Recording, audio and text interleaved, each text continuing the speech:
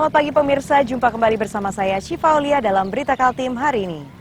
Sejumlah berita penting telah kami siapkan untuk Anda dan berikut diantaranya. Bangunan penyimpanan sepeda di Samarinda dibongkar petugas karena berdiri di ruang terbuka hijau.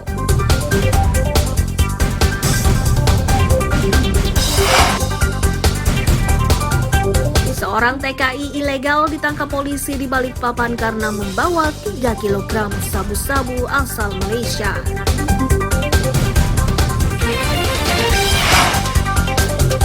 Jelang hari jadi Kabupaten Berau, Keraton Sambaliung gelar tradisi Manguati Banua atau doa bersama.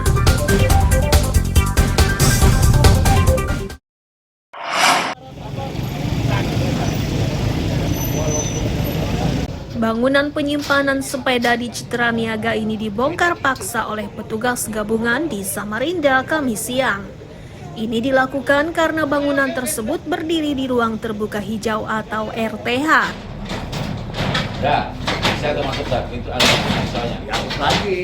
Petugas sempat kesulitan membuka pintu karena digembok dari dalam. Agar pembongkaran bisa segera dikerjakan, mereka mengerahkan mesin pemotong besi. Mengetahui tempat usahanya dibongkar, penjaga gedung kaget karena tidak menerima pemberitahuan dari pimpinannya. Diakui, bangunan tersebut sudah berdiri puluhan tahun dan kerap disewakan.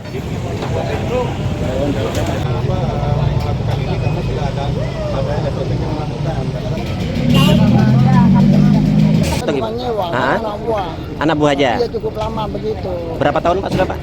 Puluhan tahun sudah. Puluhan tahun ya? Nah, saya kalau baru tahu ini dibongkar.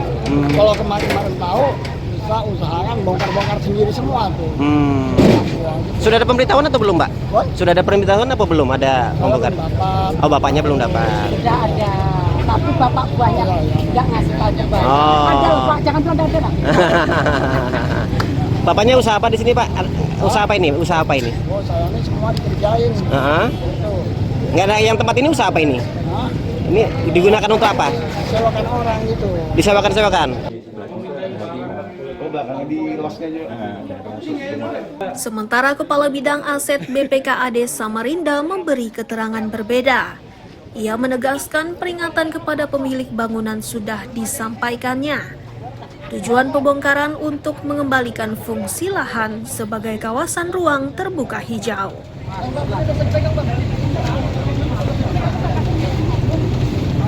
Pecahkan saja biar aman.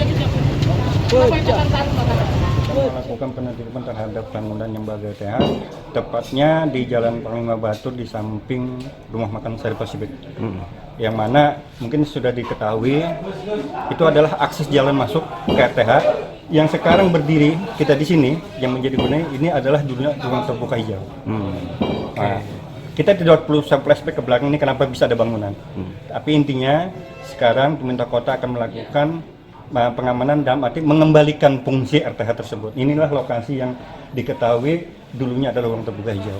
Kalau diperkirakan ya mungkin sekitar 8 atau 10 kali 15 meter lah.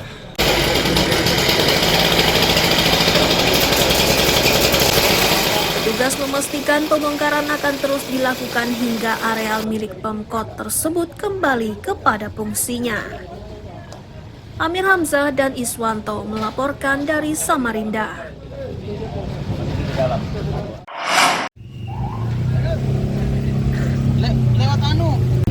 Truk bernomor polisi B9351HI yang mengangkut bawang dan buah-buahan terguling di kawasan Pelabuhan Semayang, Balikpapan, Rabu petang. Kecelakaan terjadi sesaat setelah truk keluar dari pintu pelabuhan. Posisi truk yang berada di ruas jalan menyebabkan arus lalu lintas tersendat.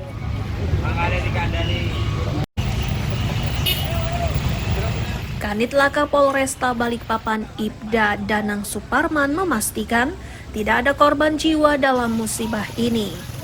Keterangan awal yang didapat, kecelakaan ini dipicu beban truk yang berlebih.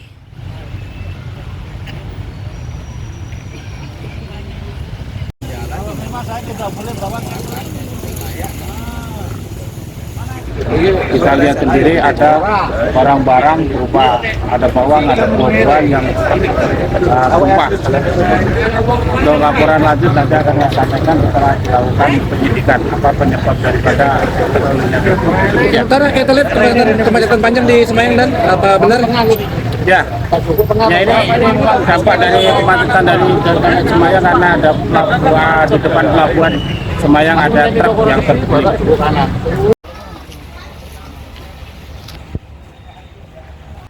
Agar lalu lintas kembali lancar, pemilik diminta segera memindahkan muatan sekaligus mengevakuasi truk tersebut. Penyelidikan kecelakaan dilakukan unit Laka Lantas Polresta. Amir Hamzah dan Riani Mantini melaporkan dari Balikpapan.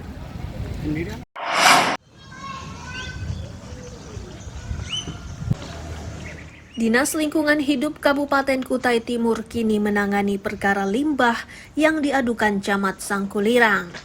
Pihak yang dilaporkan adalah subkontraktor pertambangan yang dituding membuang limbah B3 di tempat pembuangan sampah kecamatan. Camat mengira limbah tersebut merupakan bahan beracun berbahaya atau B3.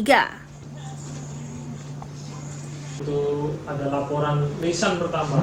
Kepala Bidang Sampah dan Limbah B3 Dinas Lingkungan Hidup Kutai Timur Sugio menyatakan di tahap awal mereka akan mempertemukan perusahaan dan camat. Itu dilakukan untuk mendapatkan masukan sebelum penyelidikan dilanjutkan.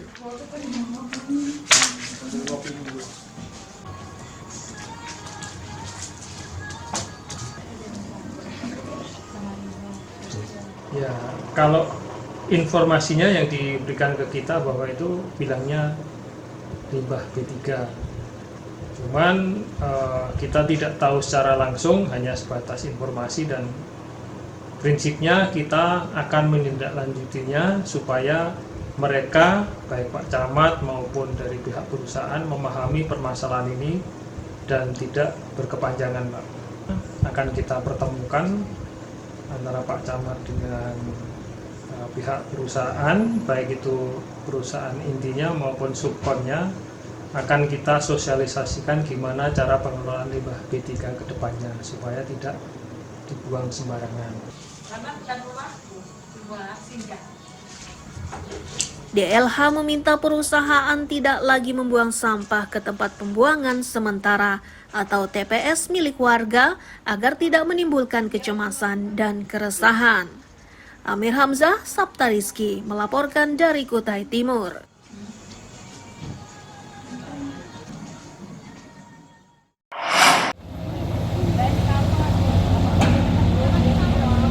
Dua alat berat dikerahkan untuk mengeruk Sungai Karangmumus, Samarinda, Kamis siang. Ini dilakukan agar sungai tersebut tidak lagi dangkal. Endapan lumpur tersebut diangkut dan dibuang di tempat pembuangan akhir sampah. Babinsa Kelurahan Sungai Pinang Luar, Sertu Rubianto menyatakan, upaya ini merupakan bagian dari strategi pemerintah kota untuk mengurangi ancaman banjir. Upaya lainnya adalah membongkar bangunan di sepanjang sungai tersebut. Pekerjaan ini akan memakan waktu 2 bulan.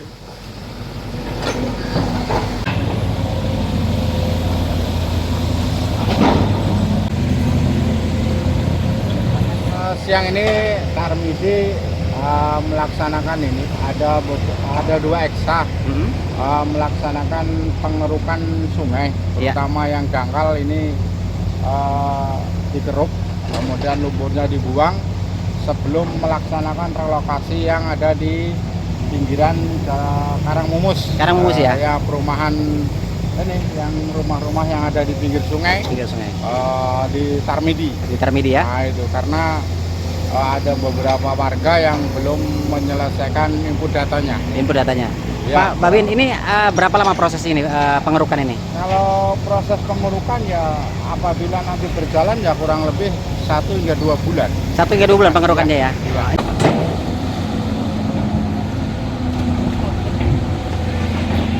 Sungai Karangmumus memiliki panjang 47 km. Pendangkalan sungai ini menyebabkan airnya meluap hingga menyebabkan beberapa kawasan dilanda banjir. Amir Hamzah dan Iswanto melaporkan dari Samarinda.